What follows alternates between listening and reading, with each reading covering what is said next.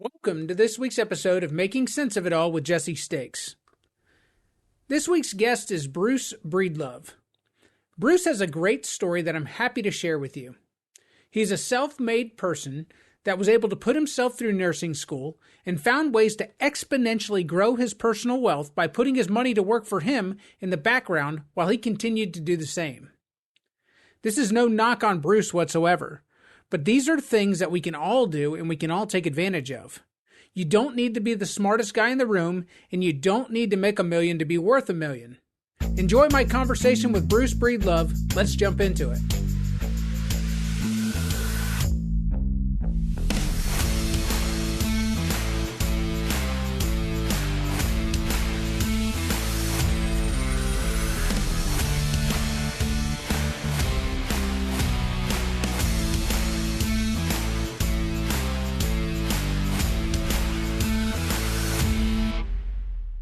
Bruce came to me through a mutual acquaintance of ours, and I kind of fell in love with his story. I thought it was fascinating, and so I asked him to join me for a podcast, and here he is. So, Bruce, thank you so much for joining me. Absolutely. I'm very excited, Jesse. Thanks for having me on. So, for my audience, Bruce is kind of one of those stories of pulling yourself up by your own bootstraps and self-made, and he really has taken the time to, not only learn a craft, but also just dive in head first into finance. And he's been very successful, like in his own personal journey. So again, I wanted to share it with everybody. So Bruce, I'd love to tell my audience your story, if you would. I mean, tell me about your kind of where you started. Tell me, let's start in your teenage years. Sure. So in my teenage years, when I was in high school, I lived in Ohio, moved to Florida, in my early 20s. But at this point, I was living in Ohio. Best decision I ever made, moving out of the Northeast. For any listeners who are up there, those winters are rough. So when I was a kid, unfortunately, my parents grew up with, when I was growing up, my parents had, I did better, much better the first time.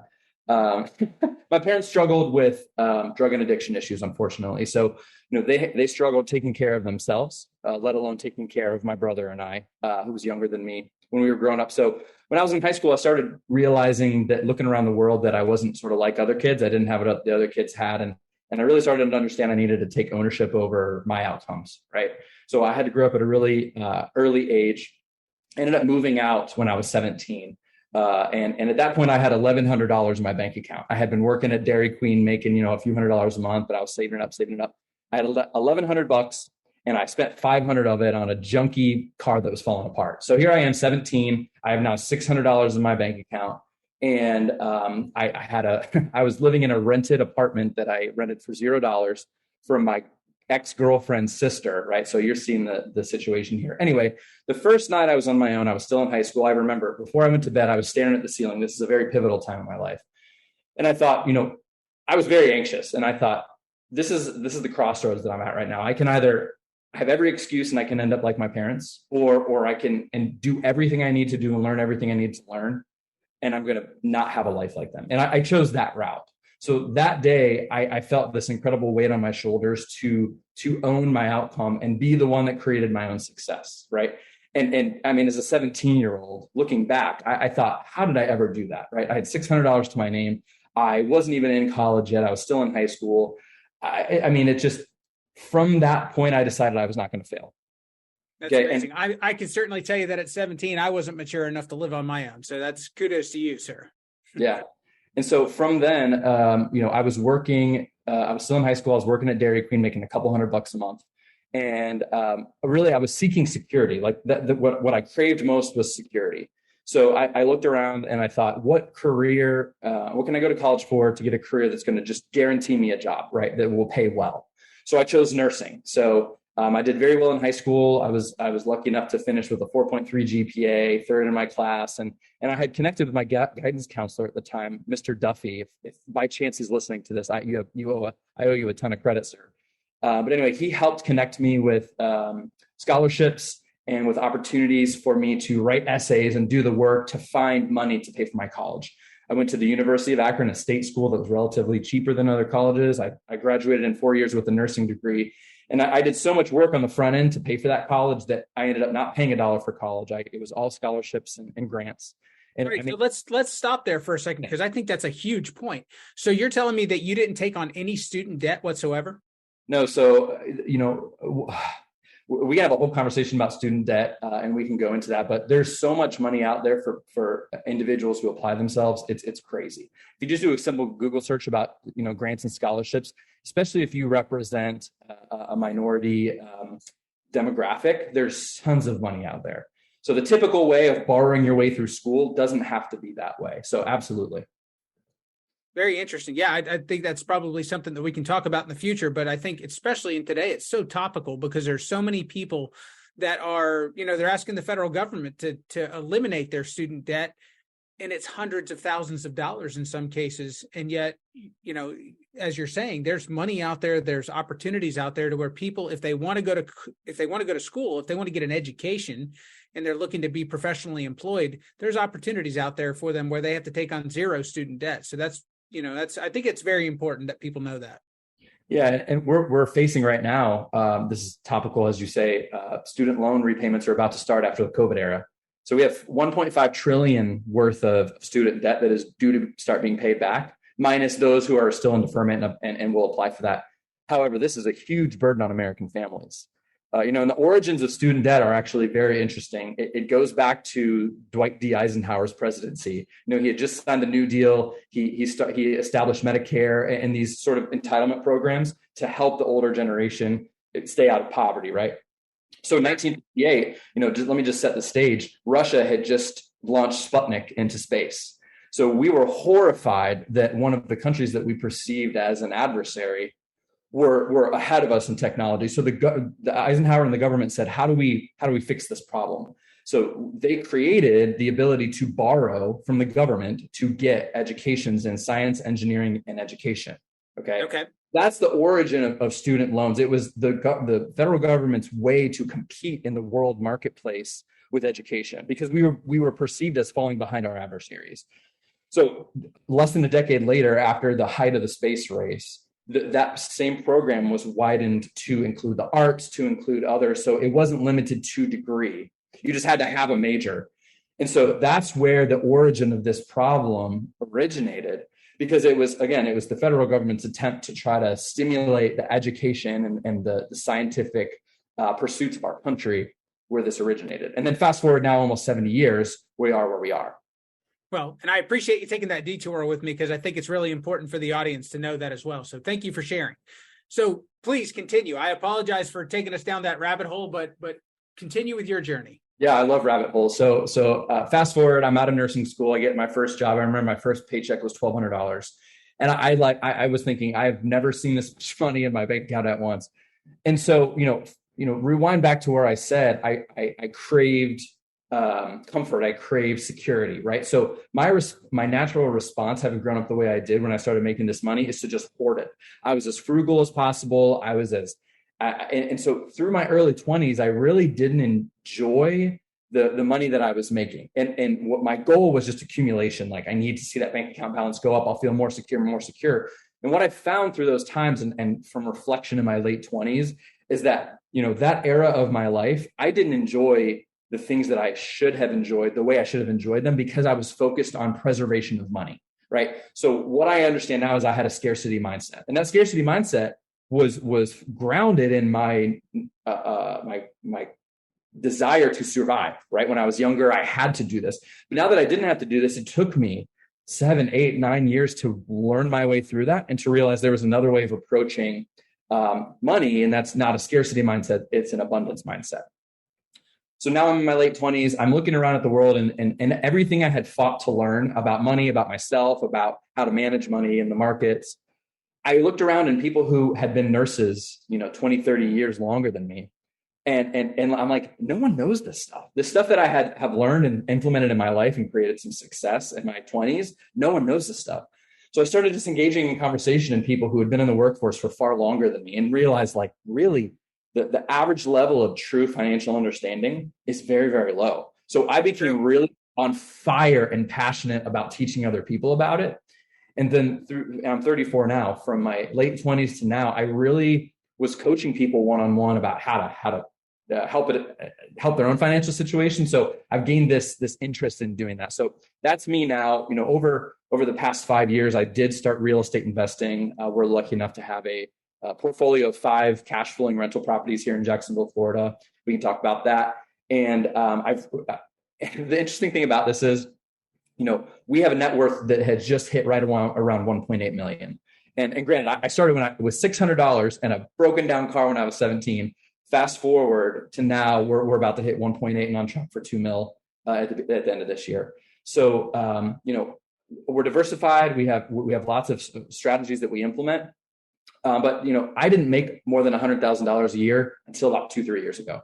So if someone's hearing this and they're thinking like, oh, this guy makes a lot of money as a nurse. Nurses don't make that much money. And I learned my way through it and implemented and executed every single month. And I'm here to say that you can do it too.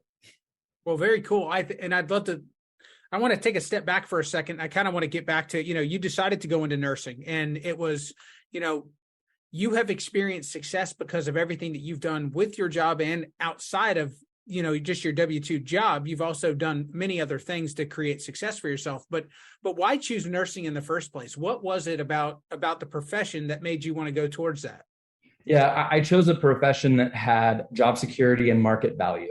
And what I mean by those two is no matter where the economic cycle is in its journey, people are still going to get sick. Hospitals still need nurses, right? So what I perceived at the time by what I understood by the world, or from the world, was I would have a job no matter when it was or where I was. So at that time also, I realized I don't want to be in Ohio anymore. So if I get this nursing degree, I can literally go anywhere in the country and there will be a job waiting for me. So that was those two things that I looked at in my choice of major and really nailed that, because I was naturally talented in science and math. So that sort of fit with that track and my natural skills. And I was lucky enough to love nursing and be good at it. So it all sort of lined up for me in the end, but that was what really drove the choice.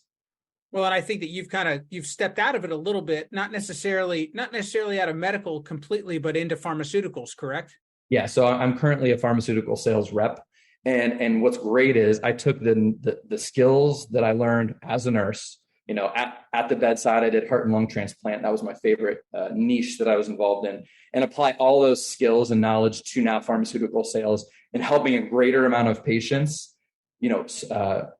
improve or cure their disease with what I have to offer. I got to imagine too that I know a lot of salespeople who desire to go into pharmaceutical sales, but you've got to be a little bit of a unicorn sometimes when you're actually a nurse or a medical professional that goes into the sales side of things. Yeah, it might surprise some of the listeners who are not familiar with pharmaceutical sales and the type of people who are in it, but it's sales people who go into pharma sales. It's not medical people. So you're absolutely right. Being the unicorn, I had the natural skill set also to develop my sales abilities with some things that I pursued while I was a nurse. So I could sort of get those chops as well. And then I married all those skills together and moved on to pharma sales. Absolutely. Thank you for sharing. I appreciate it.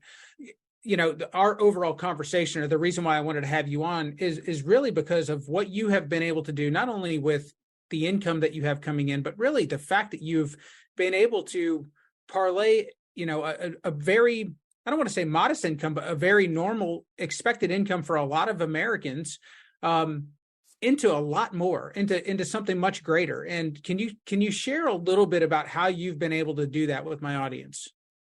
Yeah. So it starts with knowledge, right? So those of you who are listeners and thinking like, I'm scared to invest, I'm scared to take that next step, I like seeing that money in my savings account. The biggest thing that is the barrier for you is knowledge. Okay. If you try to step into something that you don't understand, it's going to create anxiety. And that's what people are trying to avoid. So it all is grounded in knowledge.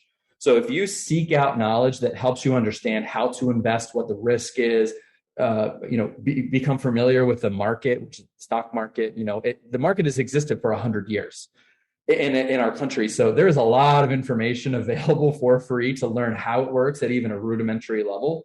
So what I would suggest is to just start learning, right? And there's so much information available on YouTube for free everywhere. I mean, so in the information age, there's really no excuse to take that first step to start learning.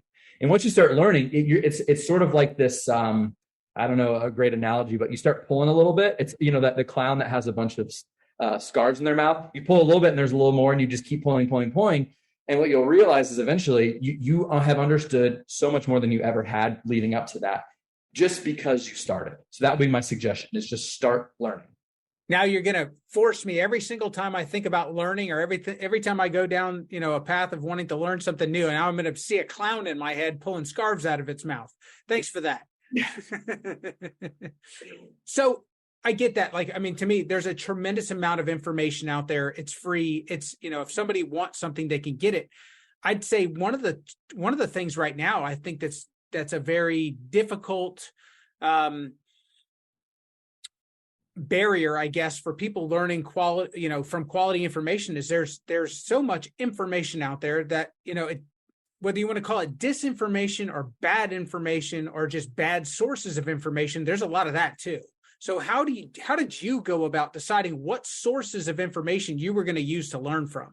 No, this is great. So let's take the plight of a individual in 2023 trying to learn about investing, right? I'm realizing I want to invest my income. And so what do I do first? I pick up my phone and I go to Instagram, YouTube, and TikTok. Let's just take Instagram, Facebook, and TikTok, however. Let's leave YouTube out because that's a little bit of a different animal. So I'm on the toilet and I'm scrolling through my phone, right? And I search real estate investing. And I see all these videos of these people standing out in front of a house, waving their hands, screaming, and numbers are popping up on the screen. And I'm just trying to go to the bathroom and enjoy my time in there. However, so to your point, there's so much information out there, and it is impossible at face value to understand what's correct, what's valid. So where to start? If I'm seeing these videos from someone, the number one thing I'm going to do is look up who they are, right? And establish what I love to call their validity. Okay, so what does that mean? Are they valid? Okay, if I'm someone who is unfortunately overweight and I'm giving diet advice to someone, do I really seem like someone that should be giving out diet advice? So if this person is doing more and actually doing the thing they're trying to teach and can provide true results and verification of those results, that's a great place to start. Okay, so if you can identify someone who is valid in what they're doing, start listening to them. Okay, but then you also have to understand the math and most importantly the risk that you're taking on doing that thing. Okay. Yeah, so that I would start with validity. And so if you can't verify that, move on. There's plenty of other creators. So YouTube is a great thing because YouTube typically has longer form content, not these 6-second hit pieces on TikTok and Instagram and Facebook Reels. So I would really suggest people go to YouTube, put in the topic you want to learn about, and watch a few videos of long form videos. It's harder to hide behind long form content because you really have to bring a lot, right? I can fill up a TikTok with exploding noises and trending sounds, and makes it sound really valid on the surface level. But go to YouTube first, and then find a niche that you're interested in, learn everything about it, establish the validity of who you're learning from, and then sort of branch back and see who else you can meet on those shorter form sort of hit piece social media platforms like TikTok, Instagram, and Facebook. Very good. No, I appreciate that. You and I kind of talked off camera a little bit about how you view money as well, as far as how you view being able to increase your income exponentially. Can you share a little bit of that with my audience as well? So you're, increasing your income. People have this misperception in our society that, I should make, right? Realistically, the majority of us spend time working for an employer. There was a job opening posted. Before that job opening was posted, the employer thought to themselves, I need this person that does A, B, C, D, E, F, right? They posted the job, they did some market research, and they looked that other people indeed needed that need filled in their company. So they look at what other companies pay for the person doing A through F, and they establish a market value for your job. Okay, so they post the job, they put the salary range, right? And that range depends on how much experience you have, et cetera, and it's different for every job. So when we fill a role, we are paid based on the market value of those skills or those problems that you're solving for that employer, right? So I can come in to a company and say, I want to make $120,000, okay, a year. But if the role that you're filling is solving a problem that in the marketplace has an $80,000 price tag, there's a natural mismatch between what you want to make and what you can make. Okay, so how do you change that? Okay. Like you said, I've been able to parlay skills throughout my career to build a bigger income. And I didn't make six figures in a year until 2-3 years ago when I moved out of bedside nursing into sales. Okay. So take the skill set you're gaining in your current job. Okay. And leave this as an open dialogue with your employer. If there's opportunity for you to gain more skills and add more value to them, do it. But if you're someone who's in a job and you're not making what you want to make, look how your skills that you have and what you're an expert at apply to a role that is worth more in the marketplace. And with LinkedIn Learning, with YouTube, with course careers, which you can find online, there's ways to get certificates and additional education that's not going back to college to increase your worth as an employee. I hope that answers the question. Yeah, it does to a point, but also the things that I was more talking about are the things that we talked about off camera when it comes to actually taking, even if you made less as a nurse, you still were taking the income that you made as a nurse and you were helping that income work for you to generate additional income. Yep. So this is something I love to talk about. It's called the time equals money equation. So let's establish some facts first. What is our most limited resource? Time, right? We all have 24 hours in a day. Okay. Now, when we have a job, we go into the job and we work a certain amount of hours to make a certain amount of money, right? So we're establishing here that a certain amount of time is worth a certain amount of money. So if you work hourly, okay, there's a natural cap that you're going to hit in your ability to earn more. Okay. If you work more hours, you earn proportionally more money, but you can only work so many hours in a day, right? If you work 16 hours in a day, you got to sleep for 8 and then your 24 hours is gone. So the time equals money equation is a concept that allows you, and by the way, when you spend your time to make money, that's called active income. Okay. Active income is I'm doing something with my time to get money in return. Okay. So the time equals money equation says that there's a natural cap to what you can earn when you earn money this way. Okay. So the way to break that time equals money equation is to take that active income that you've made by trading your hours for dollars. And then you take those dollars and you purchase assets that go up in value. Okay. So a great example would be I'm taking the $100 I made from working today. Okay. And I'm buying a share of the S&P 500. Very, very simple, example here. So that share of S&P 500, okay, over time is going to go up in value. So I've taken those hours that I spent to make that $100 and I've bought something that over time is going to go up without me having to do anything more to that. I don't have to tickle it. I just let it go. So the game here is to take your active income and put it in things that go up in value that you don't have to touch.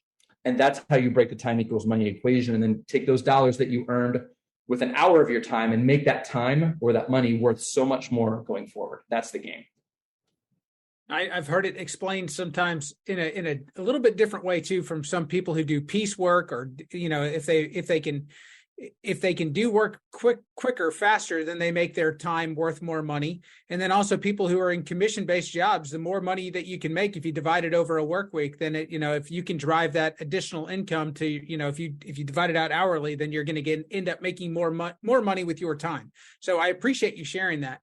Bruce, I know we're running out of time right now, but I would love to have you back on the show, because I think we just kind of took one bite at the apple here. I think we got a lot more to talk about. If people want to follow you on a social media platform, I think you're a great follow on LinkedIn. I think you're a great follow on some of your other platforms. Where can they find you? Give us one place where it's the easiest way to find you and find your best content. Yeah. So Facebook would probably be the best way. Instagram would be the second best way. And you can put those links in the description if you want. I'll send you those. I love having conversations in the open about current events, things that are going on economically and how they affect the normal person. There's so much noise out there in the news about all these big overarching titles you see on social media or on the news or whatever. And it's easy to sort of read it and move on with your day. And what I like to do is help people understand how that thing that is being talked about is really affecting you. You or your family or your business. I think that's great. And I think it also creates dialogue. And I think dialogue is where people actually engage and they actually learn things. So again, I appreciate you joining me today. And I look forward to our next conversation. Look forward to it, man. Thank you. Of course. Well, once again, I want to thank Bruce for joining the show. That's going to wrap us up for today. Thank you guys for joining us, and we'll catch you guys next time.